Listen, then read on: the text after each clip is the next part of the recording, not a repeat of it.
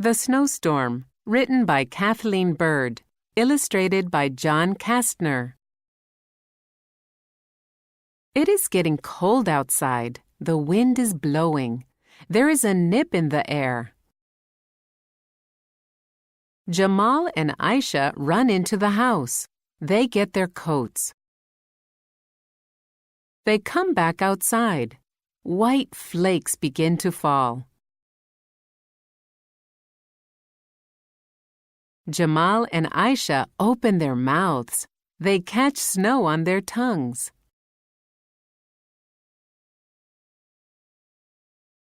The snow begins to fall fast. It falls faster and faster.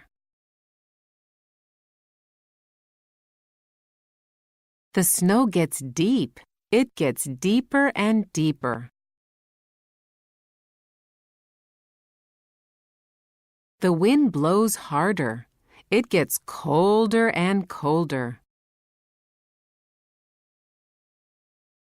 Jamal and Aisha go into the house. It feels good to be warm.